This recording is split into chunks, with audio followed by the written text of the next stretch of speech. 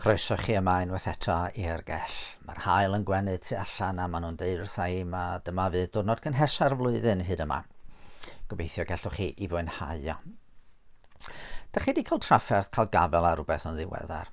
Pan ddoth y sôn am y lockdown ddeifis yn ôl, mi ath sawl peth yn bryn.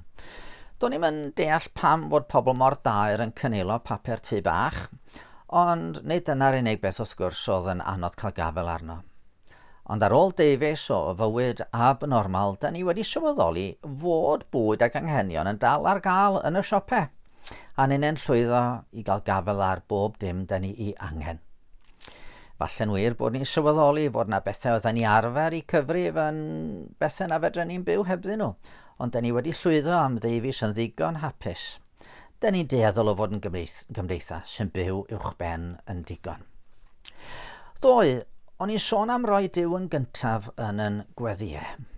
Ond tydi hynny ddim yn golygu na chawn ni gyflwyno'n anghenion dyddiol iddo fo. Doedd Iesu ddim yn disgwyl i ni fod yn bobl mor nefol fel nad oedden ni'n gofalu am anghenion daearol. Ac yn ail hanner Gweddi'r Arglwydd, mae'n troi at y pethau yma sydd ei angen i ni fedru fyw bywyd dedwydd. Dyroi ni yw'r cais sy'n dod nesaf. Rwan a nynne wedi embellhau oddi wrth fyw ar y tir, mae'n hawdd anghofio nad Tesco, Aldi a'r archfarchnadoedd eraill sy'n rhoi bwyd i ni, ond Duw ei hun. Tasa fo'n atal yr haul a'r glaw fydde silffoedd Waitrose yn wag. Fel ag yma'r adar sy'n dod at y bwrdd adar yn yr ardd yn hedfan i ffwrdd pan fyddai'n dod yn agos, ma fi sy'n rhoi bwyd ar y bwrdd iddyn nhw. Felly mae sawl un yn rhedeg i ffwrdd pan geisiwch chi sôn wrthyn nhw am Dduw. Mae Duw sydd wedi rhoi bywyd iddyn nhw, dyn nhw'n gwerthfawrogi mae Duw sydd yn rhoi bywyd iddyn nhw o ddydd i ddydd. Ond pan mae Iesu yn deud wrthon ni am ofyn i Dduw roi ni fara benyddiol, dwi'n amau fod yna ddau beth sydd eisiau ni gadw mewn cof. Yn gyntaf, mae'r gwaredwr am i ni deimlo'n rhydd i fynd at Dduw am yr hyn dyn ni i angen, bara benyddiol. Nid dyroi ni bryd 5 cwrs. Yr ail beth, dwi'n amau mae ni jyst sôn am fara oedd y gwaredwr. Ond yr hyn dyn ni angen i fyw bywyd dedwydd agos at Dduw. Fedrwn ni'n sicrhau'r dyfodol, ond heddiw, dyroi ni'r hyn fydd yn golygu bod ni'n cyrraedd diwedd y dydd yn ddiogel yn dy ddwylo di. Yna mae'n mynd i sôn am faddeuant, maddau ni ein dyledion, neu fel mae'r cyfieithiad newydd yn ei roed am y ffordd, falle fwy clir i'n dyddiau ni. Maddau ni ein troseddau. Fe wyddom i gyd nad os diwrnod yn mynd heibio, heb yn bod ni'n methu cadw gorchymyn Duw i'w garu fo a charu'n cyddyn yn iawn. Mewn meddwl, gair neu weithred, dyn ni gyd yn droseddwyr. Un o broblemau mawr yn hoes ni ydy euogrwydd a dim ond Duw all faddau pechodau a rhoi gwir dangnefedd yn calonau ni. Ond mae Iesu'n rhoi rhyw dro yng nghynffon y cais hwn sy'n ei gwneud hi'n gais sefeddol o anodd i ni ddeud mewn gwirionedd.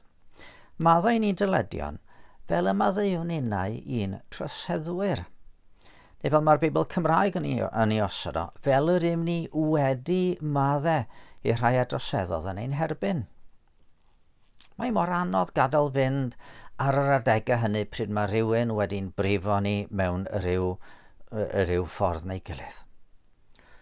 Ond mae golwg ar faint mae Duw yn maddau i ni.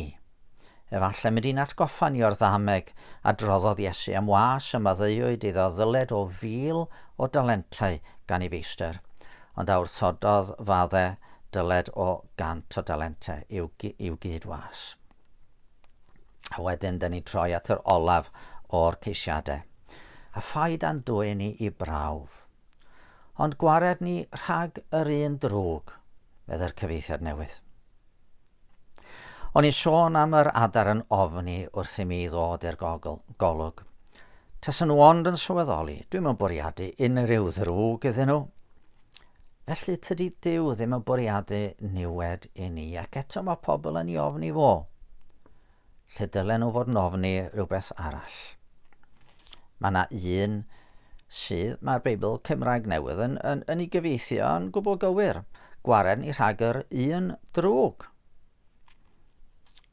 Efallai nad ydy pobl yn credu yn y diafol rhyw lawer y dyddiau yma. Ond mae'r Beibl yn glir fod yn beien i'n dyr rhyngddo ni a gwir fywyd. Ac fel y bu'n rhieni cyntaf fethu'r prawf pan ddoth y sarf i'w temtio yn yr ardd, felly rydyn ni'n hawdd yn twyllo a'n temtio i gredu mae bwriad Duw ydy sbwylio yn bywyd ni a'n hwyl ni mewn rhyw ffordd mwyn yn cadw ni'n yn lle. Ond twyllwr yw'r diafol, bob amser. Felly mae'r weddi yn gorffen yn gofyn ar ei ddiwn cadw'n agos dan i aden o. Fel y gybyddai bugel yn cario o yn amddifed rhag bod y blaidd yn dod i'w larpio. Be fentrwn ni ofyn i Dduw i wneud i ni heddiw tybed? Os gynnon ni anghenion sy'n pwyso, wel dowch â nhw at Dduw, ie. Gadewch i ni nesau ato, mewn hyder, trwy Iesu, trwy bwyso ar Iesu ar hyn mod i'n neud trosto ni mwyn ennill maddeuant.